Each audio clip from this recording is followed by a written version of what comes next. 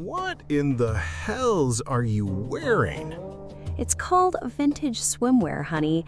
Are those swimmies? They're called... The new patch notes are here. The new patch notes are here. Put a shirt on. We've got work to do. All right, scoot over, sis. Let's see what kind of dumpster fire we're dealing with, sweetie. To be clear, clannies, we won't be talking about the Warlock directly, since there's a lot to be play-tested.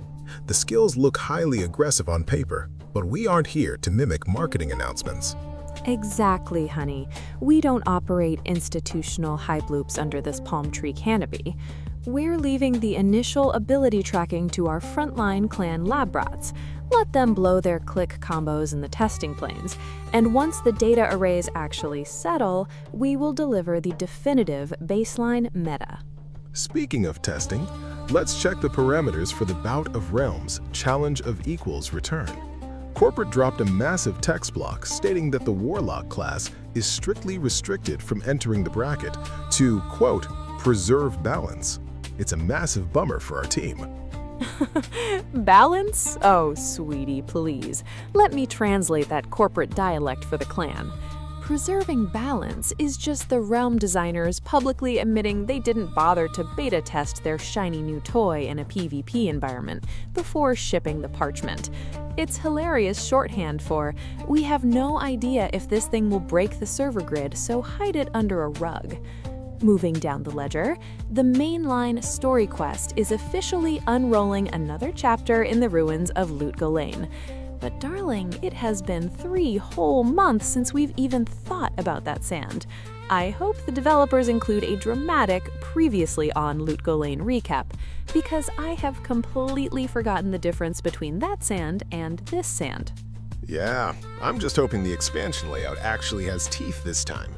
If epic narrative progression translates to 30 minutes of reading text lines, followed by killing a handful of minor sand bugs, the server pacing is going to hit a massive slump. For now, it's wait and see. Helliquary Boss Gauntlet leaderboards are enhanced. Pure, unadulterated high-tier credit card bait for the top-ranking server brackets. Read the lore text if you're bored under your canopy, clannies, but skip the data tracking. We don't waste high-prestige uptime analyzing the size of a whale's harpoon. Handwave it and move down the ledger, big brother.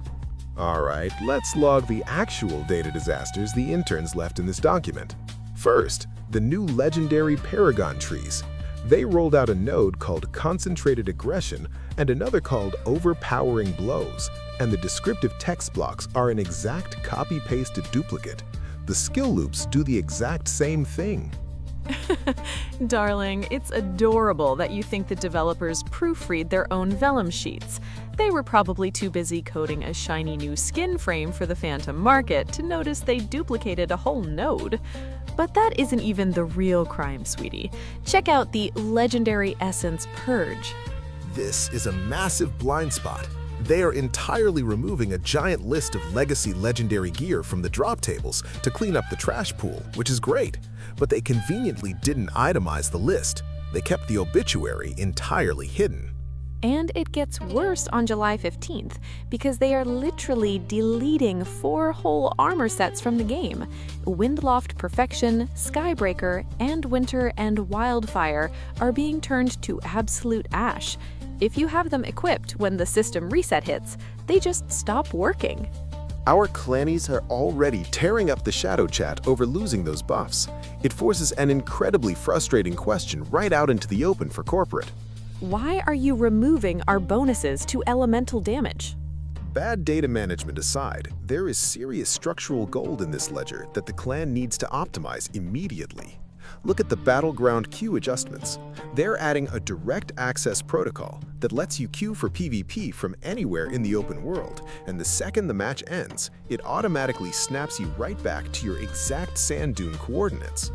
Which means instead of standing around the West March Square looking like stone statues, our elite operators can form monstrous essences right here in the Chassar Dunes while sitting in the queue grid.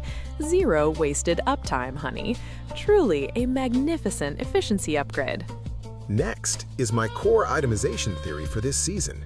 Enhanced magic blue items and rare yellow items are getting massive attribute scaling adjustments. Clannies, we all have that one dud slot where a build doesn't actually require a specific legendary essence. If these non-legendary pieces scale high enough, a perfectly rolled rare item might completely outperform a legendary slot. Keep your eyes on the attribute rolls. A rare moment of mechanical clarity from the designers, and a quick nod of approval for entirely burying the sacrificial power challenge dungeon modifier. It was a completely annoying system clog, and replacing it is an absolute win for our dungeon runs. The ledger is parsed, clannies.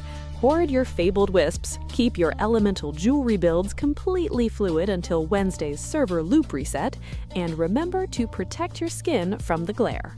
We'll see you on the front line in Loot Galeen on Wednesday. Keep grinding and stay on cooldown.